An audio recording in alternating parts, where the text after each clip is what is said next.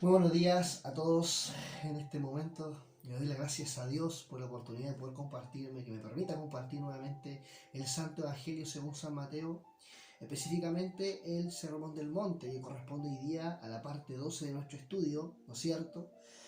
Y específicamente a Mateo 5 del verso 17 al 19. Y dice así: no penséis que he venido a abrogar la ley o los profetas. No he venido para abrogar, sino para cumplir. Porque de cierto os digo que hasta pase el cielo y la tierra, ni una jota, ni una tilde pasará de la ley, hasta que todo cuanto sea cumplido. De manera que cualquiera que quebrantare uno de estos mandamientos muy pequeños, y así enseñará a los hombres también de igual manera, muy pequeño será llamado el tal en el reino de los cielos. Mas cualquiera que los hiciere y enseñare, ese será llamado grande en el reino de los cielos. Verso 20 dice: porque os digo que si vuestra justicia no fuese mayor que la de los escribas y fariseos, no entraréis en el reino de los cielos. Hasta aquí el Sagrado Evangelio. Entonces, es importante primero, para poder entender el contexto escritural, ¿no es cierto?, de este pasaje, es importante conocer lo que es la ley.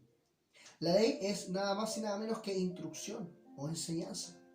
Es la instrucción, ¿no es cierto?, de Jehová para nuestras vidas. Es la instrucción, ¿no es cierto?, para nosotros. Entonces, la ley, cuando hablamos de ley, y cuando usted escucha hablar de ley, siempre tiene que entender de que la Biblia lo único que expresa de ley es la instrucción y enseñanza. De manera de que la ley no puede ser abolida, ¿no es cierto? O la enseñanza de ella, bueno, puede ser abolida. ¿Por qué? Porque hay que entender de que la verdad precisamente de que la ley y la ordenanza tiene que ser cumplida, se cumplió en él, y además debemos enseñar a otros, ¿no es cierto?, a cumplir esta ordenanza. Entonces, para entender la ley o la instrucción o la enseñanza, es importante que vayamos a 1 de Pedro 1, del 10 al 12. Lo voy a leer en esta versión más actualizada, traducción al lenguaje actual, que me gusta mucho, ¿no es cierto? Y bueno, en este pasaje habla lo siguiente, más entendible. Dice: los profetas estudiaron con cuidado todo acerca de esta salvación y hablaron de lo que Dios, ¿no es cierto?, por su amor les daría a ustedes antes de que Cristo viniera al mundo. Su espíritu les enseñaba a los profetas lo que Él debía de sufrir aquí en la tierra, y también les enseñaba todo lo que hermoso que sucedería después. Y los profetas intentaban aún descubrir quién sería el Mesías y cuándo vendría a este mundo. Pero Dios les hizo entender que lo que ellos anunciaban no era para ellos mismos, sino para ustedes. Ese es el mensaje que le dieron a ustedes, quienes les comunicaron la buena noticia. Y lo hicieron con el gran poder del Espíritu Santo, que fue enviado desde el cielo. Esto es algo que aún los ángeles mismos hubieran querido ver. Amén. Entonces, hay que entender, amados, el carácter del profeta. Si hablamos de la instrucción de la ley, también hay que entender el carácter del profeta. El carácter del profeta, ¿no es cierto?, ellos eran estudiantes disciplinados. Eran estudiantes disciplinados. Tenían profundo respeto también por las Sagradas Escrituras y cuidado por lo que Yahweh les revelaba. Y se presentaban para ir, se preparaban para ir a entregar el mensaje. Es decir, que el carácter del profeta era un carácter, digamos, de un niño, no un carácter de una persona quizá arrebatada o que hace las cosas sin pensar, sino que el profeta dice que eran estudiantes disciplinados. O sea, es decir, ellos eran personas que tenían su momento de oración, su hora, su minuto, su tiempo de oración, y nada, ninguna cosa podía de alguna forma validar ese momento tan precioso. No podían reemplazar ese momento. O sea, ellos tenían su tiempo de estudio de la palabra, tenían su tiempo de oración con Dios, y era algo importante y significativo, porque para ellos sabía de que si no existía ese momento, nada podía valer en sus vidas. Entonces, eran estudiantes disciplinados con las cosas de Dios. Tenían profundo respeto y cuidado por lo que Yahweh les revelaba. Ellos, cuando recibían la revelación, no eran personas que inmediatamente iban a decir las cosas, sino que ellos tomaban su tiempo para reflexionar. Más que, incluso sabiendo lo que tenían que hacer, ellos se tomaban su tiempo. Ellos pensaban antes de actuar. Entonces, tenían profundo respeto, ¿no es cierto? Primeramente con Dios, con Yahweh, y cuidado por lo que Él les revelaba. Sabían que cuando tenían que entregar una palabra, también eran responsables de lo que estaban hablando. Por lo tanto, ellos tenían sumo cuidado de entregar esa palabra, porque realmente entendían de que la palabra era un mensaje de parte del Padre, del Eterno, no de parte de ellos. Y así, entre otras cosas. Entonces, tenían cuidado por lo que Yahweh les revelaba, ¿no es cierto?, el Eterno, y también se preparaban para ir a entregar el mensaje.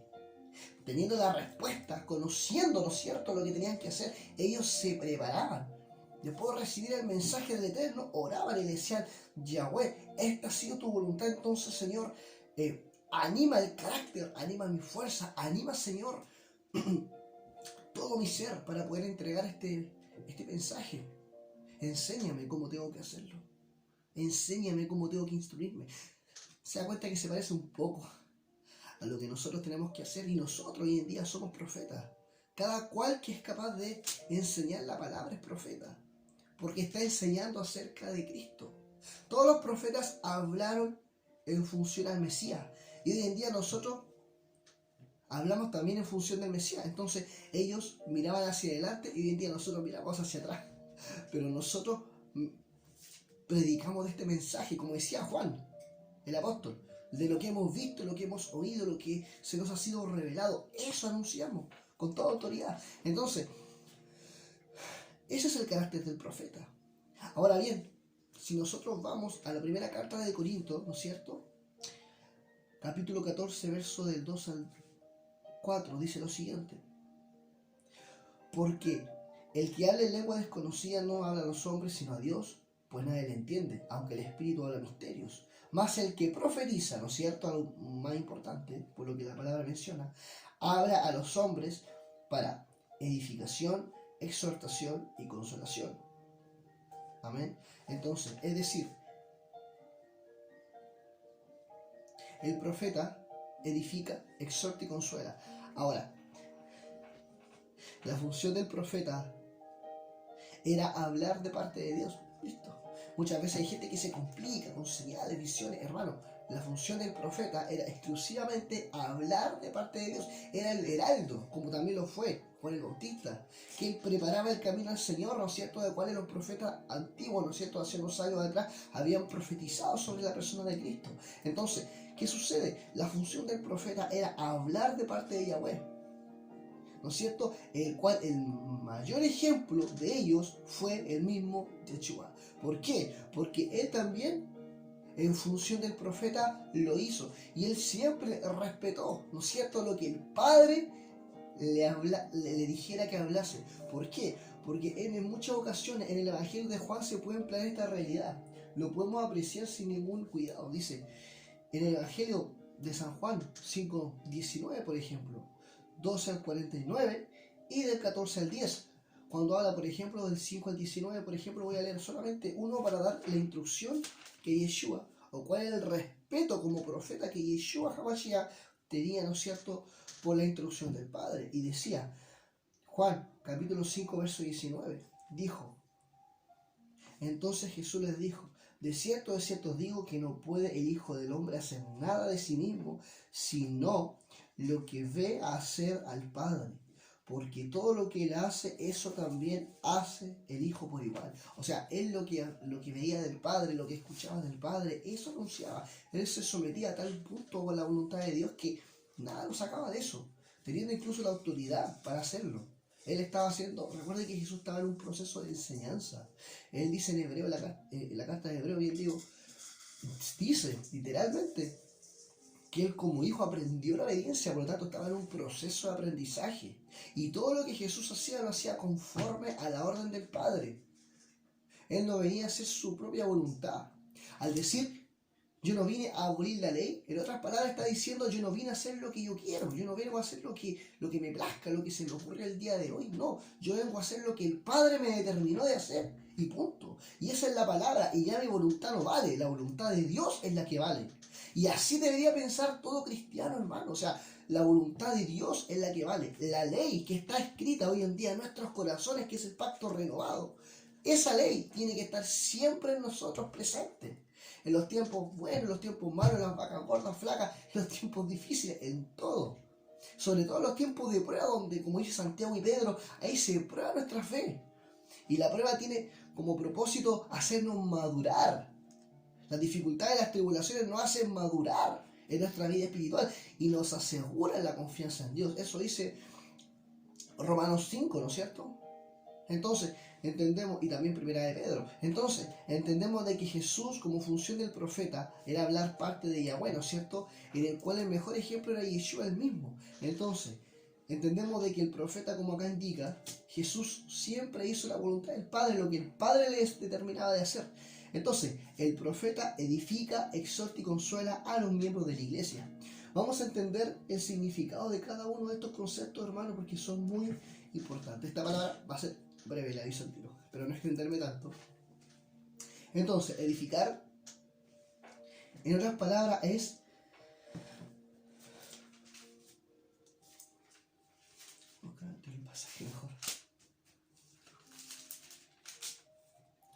edificar corresponde a levantar un edificio. Si uno va a 1 Corintios 3, 10, dice: conforme a la gracia de Dios que me es dada, hablando el apóstol Pablo, yo, como perito arquitecto, puse el fundamento y otro edifica encima, pero cada uno mire cómo sobreedifica. Siempre al decir esto estaba diciendo como perito arquitecto, poniendo el fundamento, construyendo sobre las personas, construyendo la doctrina, ¿no es cierto?, de Cristo. Y decía, edificar es nada más que levantar un edificio. Y espiritualmente nosotros somos edificio, dice que somos morada de Dios. Dice que somos templo del Espíritu Santo y además somos el cuerpo de Cristo. O sea, somos edificio de Dios. Es levantar un edificio, como dice en 1 Corintios, y eso es nada más y nada menos que establecer bases escriturales. ¿Para qué? Para múltiples actividades. Porque si uno se da cuenta, en una construcción de un edificio, si uno ha observado, en la construcción de un edificio, hermanos, de repente, cuando uno se construye, puede ser un edificio para diversas actividades múltiples, ¿no es cierto? De igual manera, nosotros tenemos la capacidad de parte de Dios de poder desarrollar múltiples actividades dentro de la iglesia. Entonces, en el concepto de virtud también, la edificación o el ser, o edificar, mejor dicho, es instruir a los hermanos para que sean miembros activos en la comunidad. O sea, edificar, ¿no es cierto?, es poner la base escritural. ¿Pero con qué propósito? Con el propósito, ¿no es cierto?, de que puede desarrollar múltiples actividades en la iglesia, pero con el fin ¿de qué? De que nosotros tengamos que instruir a cada uno de los hermanos, de los miembros de la iglesia, ¿no es cierto?, a que sean miembros activos. O sea, es una orden que sean activos en la comunidad. ¿Por qué será que el apóstol Pablo en una ocasión dijo: sean llenos del Espíritu Santo? Mucho alude en ese pasaje a decir que no caigamos en tentación, seamos llenos del Espíritu para que la carne mengue. Está bien, perfecto. Pero entendamos de que siempre el apóstol Pablo, en todas sus cartas, si uno permea, digamos, su pensamiento, ¿no es cierto?, se da cuenta que el apóstol Pablo, lo único que él quería, su intención de parte del corazón, puesto por el Espíritu Santo, por supuesto, era de que todos los miembros fuesen activos, que nadie se quedase sin trabajar, que todos pudiesen ser activos. Emplea también en Tesalonicenses, me parece que en Timoteo, no recuerdo, donde dice una parte que el que no trabaja tampoco coma. Es decir, de esa misma forma lo estaba ilustrando. O sea, el que no trabaje, que no coma. Entonces, el que trabaje tenga derecho a los propósitos del reino, el que trabaje tenga derecho a las bendiciones, es decir, que seamos personas responsables y activos, ¿no es cierto?, en la comunidad, para que seamos copartícipes, ¿no es cierto?, de aquellas cosas que el Señor nos va a bendecir. O sea, cuando uno bendice, cuando uno exhorta la palabra, hermano, a mí me pasa que uno sale más bendecido, uno realmente recibe esa bendición de parte de Dios, se siente como algo maravilloso. Me acuerdo que una vez en Ventana fui a visitar una casa de un hermano hace mucho tiempo, fui con Giovanni y David en ese tiempo, y fui a visitar la casa de un hermano y oramos por sanidad por una persona, porque Santiago dice que tenemos que orar por ello. El Señor en su futuro dirá qué hace, pero entendemos de que claramente nos anima. Sin embargo, fuimos para allá, oramos, y hubo un momento tan lindo después de la oración, ¿no es cierto?, que después salí, me acuerdo, de la casa y miré al cielo y como dijo Jesucristo en ese pasaje, te alabo, Padre, ¿no es cierto? Porque realmente es una sensación tan maravillosa. Y eso el Padre le agrada, ¿no es cierto? Porque así se sintió Jesús. Cuando encomendaba a los 60, él iba, ¿no es cierto? Y él se alegraba porque eran personas que estaban participando, sus discípulos estaban participando, ¿no es cierto?, de la obra más maravillosa que el Padre le había encomendado a él para que ellos también hicieran. Entonces, es algo maravilloso y de esas bendiciones quiere Dios que nosotros disfrutemos, ¿no es cierto? Y para eso tenemos que ser miembros activos en la comunidad. Amén. Eso es edificar, levantar un edificio santo, agradable a Dios. Entonces, exhortar se emplea para mencionar el don de convencer a otros mediante un ejemplo de autoridad. Entonces, conforme a ello, ¿qué dice Judas 22? Voy a leer solamente algunos pasajes, tengo varios en esta ocasión. Pero ¿qué es lo que dice específicamente Judas de esto? Judas 1 del 22 al 23. Bueno, la consolación es el sentido de la palabra, la exhortación se emplea para mencionar el don de convencer, dice convencer a otros mediante un ejemplo de autoridad. Entonces, acá Judas 1 dice, el 21 al 22 dice, conservaos en el amor de Dios, esperando la misericordia de nuestro Señor Jesucristo para vida eterna. 22. Y de algunos tener compasión, haciendo diferencia. 23. Y a otros salvad con temor, arrebatándolos del fuego. ¿No es cierto? Es decir, incluso la misma ropa.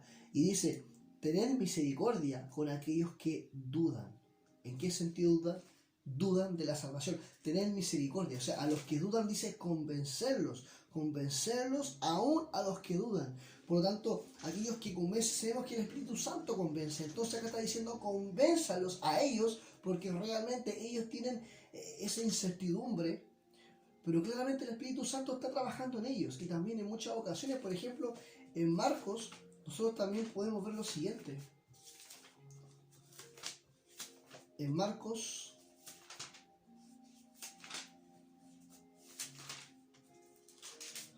4:2 dice, y les enseñaba por parábolas muchas otras cosas. Es decir, lo mismo.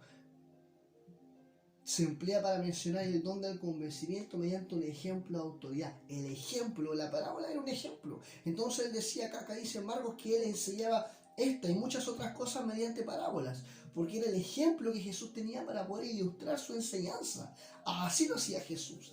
Y por otra parte, entender de que al final dice que era un ejemplo de autoridad. El último pasaje era Marcos 1:22. Bueno, acá está y dice, se admiraban de su doctrina todos, porque les enseñaba como quien tiene autoridad y no como los escribas. O sea, se admiraban de la autoridad que Yeshua tenía sobre ellos. Era una actitud humilde, pero en esa humildad se podía manifestar la autoridad de Yahweh. Una autoridad maravillosa, se podía manifestar en la ley. ¿Por qué? Porque estaba hablando en la ley, estaba hablando la ley de los profetas, estaba hablando de parte de Dios, que eso es prácticamente la ley. Entonces, hermanos míos, como último concepto, esto es la consolación, ¿no es cierto? Tenemos que edificar, exhortar, ¿no es cierto? Convencerlos a aquellos que dudan. Y por último es consolar, o la consolación. Y en la consolación hay varios pasajes interesantes. Dice, el sentido de esta palabra hace referencia a la consolación de Israel. ¿Ya? Entiendo que en ese tiempo estaba hablando el apóstol Pablo, ¿no es cierto?, con legítimos israelitas. Entonces, aquellos que aún no perdían su identidad como casa de Israel o casa de Efraín. Dice, el sentido de esta palabra hace referencia a la consolación de Israel asociado al cumplimiento de las promesas.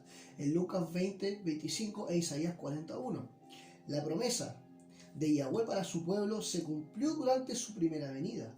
Entonces, y después se cumplirá en su segunda venida. Entonces, hay que entender antes de terminar esta palabra, poder entender en qué sentido se refiere esta consolación israelita. Estaban pasando y siempre pasaron por tribulaciones en base a su desobediencia. Sin embargo, Yahweh siempre les consolaba a través de la palabra y les decía, consolado Israel. Y este cumplimiento es en base a las promesas de Yahweh. Y dice, la promesa de Yahweh para su pueblo se cumplió Sí, se cumplió en parte, ¿no es cierto?, durante su primera venida. Y eso lo podemos ver cuando la palabra también en uno de estos pasajes, en Juan, ¿no es cierto?, dice literalmente lo siguiente. Juan 14:16, pasaje conocidísimo. Juan 14:16. Yo rogaré al Padre y os dará otro consolador para que esté con vosotros. Eso del consolador para nosotros es maravilloso porque entendemos de que ahí se le manifestó, o sea, para que se le manifestase después el Espíritu Santo. O sea, ese es el consolador. Y uno dice, wow, desde ese momento Yeshua estaba hablando del consolador. Sí, pero hay que entender de que para Israel, según las raíces hebreas, tiene un concepto más profundo porque ellos y sus antepasados siempre estaban en tribulación y en dificultades, por lo tanto estaban esperando el consuelo de parte de Yahweh y Él le manda el Espíritu Santo para que sean consolados. Entonces, ¿qué sucede? Les dice, ya no hay más tiempo, ya terminó el momento del sufrimiento para ustedes. ¿Por qué? Porque yo rogaré al Padre y Él dará el consolador. Pero ojo que los problemas no terminaron. Pero sí había consuelo en su corazón porque habían conocido al mismo Yeshua. Entonces, para que esté con vosotros para siempre, esa es la promesa. El Espíritu de verdad, a quien el mundo no puede recibir porque no le ve ni le conoce, pero vosotros lo conocéis porque mora en vosotros y está en vosotros. Qué maravilloso. O sea, esas palabras, ¿cómo no te van a consolar, hermano? O sea, fantástico. Y así, también en 2 Corintios 1, del 3 al 7, lo voy a decir de esta palabra, lo voy a decir de esta manera. Pablo siempre mencionaba y hacía reflejar su humanidad con la iglesia y les decía, nosotros fuimos abrumados de gran manera, pero sí hemos recibido consolación del Padre. Y esta misma consolación anhelo que ustedes también puedan recibirla en los momentos de tribulación. Ahora bien, en Isaías 25:8, lo voy a leer en esta versión. 25:8 dice lo siguiente. Dios destruirá para siempre el poder de la muerte, secará las lágrimas de todo y borrará la vergüenza de su pueblo en toda la tierra. Ese día se dirá, ahí está nuestro Dios, en Él confiamos y nos salvó. Gritemos de alegría, porque Dios nos ha salvado. ¡Qué maravilla! Entonces, esa es la misma... Es el mismo patrón, hermano, que se repite en Apocalipsis 7, del 9 al 17, y también en el 21:4, cuando dice que Él enjugará toda lágrima de sus caras, toda lágrima de sus vidas. Él enjugará toda lágrima de ellos. Y Él será su pastor y ellos serán su pueblo eternamente. Y eso se va a cumplir, si Dios quiere, en la segunda... O sea, se va a cumplir, ya es así, si Dios quiere, sino que Yahweh ya lo estableció. Se va a cumplir en la segunda venida de Yahweh. Amén. Primera venida, les consoló, les trajo el Espíritu Santo, recibieron parte de ese consuelo, pero después de su segunda venida recibirán el consuelo completo. Entonces, el verdadero valor de la ley, y acá lo dice, ya yendo al pasaje directamente de Mateo, ¿no es cierto? El verdadero valor de la ley era la obediencia al Padre en la predicación del Evangelio, porque a eso tenía que someterse Jesús, Yeshua, para que desde ese momento las ordenanzas de la ley estaba en ese momento, realmente en el Sermón del Monte, cuando Yeshua hablaba, en ese momento recién las ordenanzas de la ley estaban tomando valor o sentido en los labios de Yeshua, en ese momento. Entonces, el verdadero valor de la ley es la obediencia al Padre en que es la predicación del Evangelio. Y eso realmente se le había sido revelado al pueblo, a la multitud que estaba escuchando a Yeshua, que lo estaba escuchando a él, ¿no es cierto? ¿Por qué? Porque realmente sus palabras estaban tomando valor, porque le decía las cosas como quien tiene autoridad. Entonces, esa era la situación. Ahora, la ley no era un yugo de esclavitud, como algunos piensan, y algunas personas algunas personas que piensan, por ejemplo, en las dispensaciones de la ley y la gracia. Hermanos, siempre ha habido gracia y siempre va a existir la ley, siempre va a estar la ley presente. ¿Por qué? La ley no era un yugo de esclavitud, sino un descanso para el alma. Lo dice Mateo 11, 28 al 30, dice que mi yugo es fácil y ligera mi carga. Y después en 1 Juan 5:3 dice lo mismo, dice que mis mandamientos no son una carga difícil de seguir. Acá dice, no son gravosos. Y es exactamente lo mismo. Ahora dice, estas palabras de Yeshua se emplean desde el comienzo de su ministerio y al final de su ministerio. Lo que habla específicamente es lo que estábamos nosotros hablando, ¿no es cierto? Pero específicamente en el verso 18. Mateo 5, verso 18. Dice, porque de cierto os digo que hasta pase el cielo y la tierra, ni una jota ni una tilde pasará de la ley, hasta que todo sea cumplido, ¿no es cierto? Entonces, ni una cosa pasará hasta que todo sea cumplido. Y también en Mateo 24, 35, a horas de ser entregado, ¿no es cierto? Él dijo lo mismo. Dijo, todo pasará, más mis palabras no pasarán. Acá estaba iniciando su ministerio y lo dijo una vez. Pero cuando termine su ministerio también lo iba a decir nuevamente. Todo pasará menos mis palabras. ¡Wow! ¡Qué maravilloso! Entonces, esas palabras eran una promesa que tenía Yeshua desde el comienzo hasta el fin. Y eso fue lo que aseguró, ¿no es cierto?, en la vida de sus discípulos. Y por último, en el 19, de manera que cualquiera que quebrantare uno de estos mandamientos, por muy pequeño que sea, y enseñar a los hombres a hacer lo mismo, será llamado muy pequeño en el reino de los cielos. De igual manera, el que hiciere y enseñare estos mandamientos, ¿no es cierto?, los hiciere y enseñares a otros a hacerlos, será llamado grande en el reino de los cielos. Entonces, esta palabra emplea lo importante que es obedecer las instrucciones de Yahweh, enseñando su palabra, la predicación de la palabra. Porque hoy en día ya no existe respeto por la autoridad de la palabra. No hay respeto. No hay respeto. Hoy en día ni siquiera nosotros como cristianos respetamos la ley y la instrucción de la palabra. Por eso me urgía poder hablar de esto, hermanos, porque es una realidad que sucede. Miren, incluso en Juan 5, 39 dice, escudriñad las escrituras porque a vosotros os parece que ellas tenéis la verdad y ellas son las que dan testimonio de mí. Hoy en día, ¿quién escudriña la palabra? Nadie. Está más interesado como cristiano en hacer otras cosas. Hermano, hoy en día no se predica la palabra como tiene que ser. Y Jesucristo fue bien claro en Juan 15, del 7 al 10, dijo lo siguiente, dijo, si permanecéis en mí y las palabras permanecen en vosotros, pidéis todo lo que quisiese, pedís todo, sí, lo que quisiese y os será hecho. Y en esto será glorificado mi Padre, en que llevéis mucho fruto, ¿no es cierto? Y que seáis mis discípulos. Como el Padre me ha mandado, así también hacedlo vosotros. Si guardáis mis mandamientos, permanecéis en mi amor, como también yo he guardado los mandamientos de mi Padre, y permanezco en su amor. Pero hoy en día, hermano, el cristiano actúa de una forma tan liviana. Hoy en día no actuamos conforme a la voluntad de Dios. Hoy en día, lamentablemente, no hacemos la obra de Dios. Hoy en día, mi palabra muchas veces es más importante que la palabra de Dios. Y el llamado que te hago en esta hora es que a pesar de todas las cosas o las aberraciones que tú has visto cometidos por hijos de Dios, no seas parte. Anda en la luz, no andes en las tinieblas. Sométete a Dios. Amado, entrégate al Señor y dale la autoridad. Si, por ejemplo, si dice que la fornicación es pecado, es pecado. Si dice que la homosexualidad es pecado, es pecado.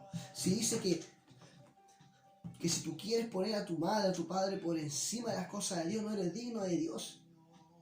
Y dice la palabra y promesas maravillosas donde dice que su justicia está sobre nosotros cuando su reino está por encima de todo.